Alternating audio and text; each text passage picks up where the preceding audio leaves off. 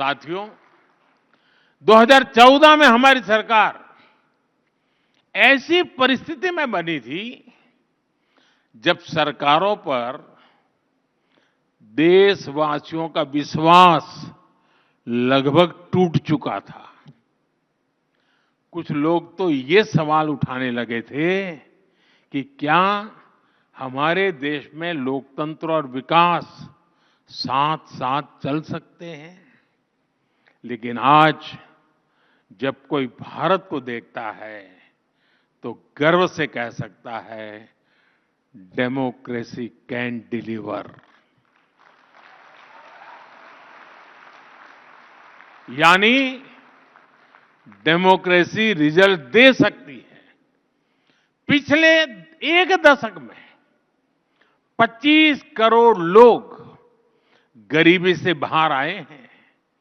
इससे पूरी दुनिया को यह संदेश मिला है, डेमोक्रेसी कैन डिलीवर। जिन करोड़ों छोटे उद्यमियों को मुद्रा योजना से लोन मिला, उन्हें आज महसूस होता है कि डेमोक्रेसी कैन डिलीवर। हमारे देश में दर्जनों जिलों को पिछड़े होने का ठप्पा लगाकर अपने हाल पर छोड़ दिया गया था। आज जब वही जिले एस्पिरेशनल डिस्ट्रिक्ट बनकर विकास के पैरामीटर्स में अच्छा प्रदर्शन कर रहे हैं, तो स्पष्ट होता है, डेमोक्रेसी कैन डिलीवर। यहां बहुत कम लोगों को पता होगा, हमारे देश में ट्राइबल्स में भी ऐसी अति पिछड़ी ट्राइबल जातियां थी जिन तक विकास का लाभ नहीं पहुंच पाया था। आज जब पीएम जनमन योजना से इन जातियों तक सरकारी सुविधा पहुंची है, तो उन्हें भी भरोसा हुआ है कि डेमोक्रेसी कैन डिलीवर। देश का विकास, देश के संसाधन आखिरी व्यक्ति तक बिना किसी भेदभाव पहुंचे, लोकतंत्र का असली अर्थ, असली उद्देश्य यही है और हमारी सरकार यही कर रही है। साथियों, आज एक ऐसे भारत का निर्माण हो रहा है जिसके विकास की गति तेज हो, और वो भारत सोच से, संकल्प से और संवेदना से भी समृद्ध हो। हमने ह्यूमन सेंट्रिक ग्लोबलाइजेशन का वो रास्ता चुना है जहां ग्रोथ सिर्फ बाजार से तय नहीं होगी, लोगों को गरिमा का जीवन मिले, उनके सपने पूरे हो। हमारे लिए ये विकास का बड़ा पैमाना है। हम जीडीपी सेंट्रिक अप्रोच के बजाय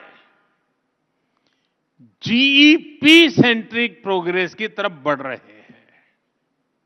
और जब मैं जीईपी कहता हूं तो इसका अर्थ है gross empowerment of people, GEP. मतलब सबका सशक्तिकरण। जब गरीब को पक्का घर मिलता है तो वो सशक्त होता है, उसका स्वाभिमान बढ़ता है। जब गरीब के घर में शौचालय बनता है तो उसे खुले में शौच के अपमान और पीड़ा से मुक्ति मिलती है। जब आयुष्मान भारत योजना से गरीब को 5 लाख रुपए तक का मुफ्त इलाज मिलता है तो उसके जीवन की बहुत बड़ी चिंता कम होती है। ऐसे अनेक उदाहरण हैं जो संवेदनशील विकास के रास्ते को मजबूत कर रहे हैं, देश की जनता को एम्पावर कर रहे हैं। साथियों, अभी कुछ दिनों पहले सिविल सर्विस डे के दौरान मैंने नागरिक देवो भव इस मंत्र की बात कही थी। ये हमारी सरकार का मूल विचार है। हम जनता में जनार्दन देखने वाले लोग हैं।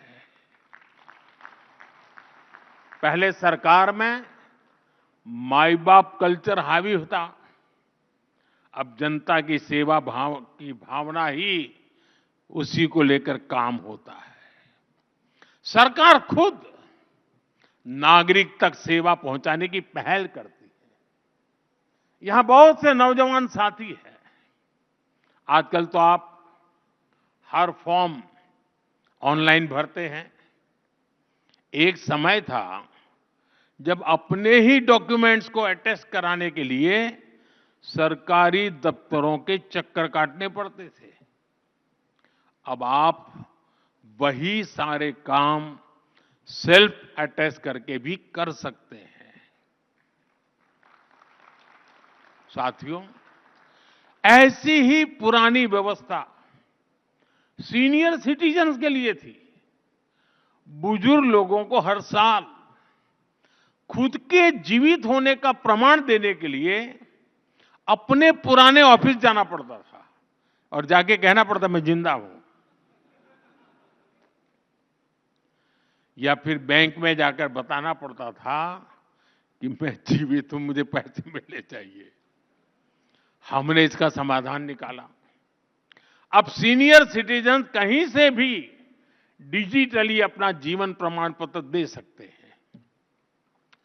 बिजली कनेक्शन लेना हो, पानी का नल लगवाना हो, बिल जमा करना हो, गैस बुक करानी हो और यहां तक कि गैस सिलेंडर की डिलीवरी लेनी हो, उसके लिए भी बार बार कहना पड़ता था। कई लोग छुट्टी लेकर ये सारा काम, नौकरी में तो एक दिन छुट्टी रखनी पड़ती है अपने इन कामों के लिए। अब देश में व्यवस्था बदली है। ऐसे ढेर सारे काम अब ऑनलाइन हो जाते हैं। हम लगातार ये कोशिश कर रहे हैं कि हर वो इंटरफेस जहां लोगों को सरकार से कोई इंटरेक्शन करना हो, जैसे पासपोर्ट का काम हो, टैक्स रिफंड का काम हो, ऐसे हर काम सिंपल, फास्ट और एफिशिएंट है। यही नागरिक देवो भव इसका, उस मंत्र का उद्देश्य है। और इसी भाव पर चलते हुए हम 2047 के विकसित भारत की नींव को मजबूत कर रहे हैं। साथियों, भारत आज अपनी परंपरा और प्रगति को एक साथ लेकर चल रहा है। विकास भी, विरासत भी, ये हमारा मंत्र है।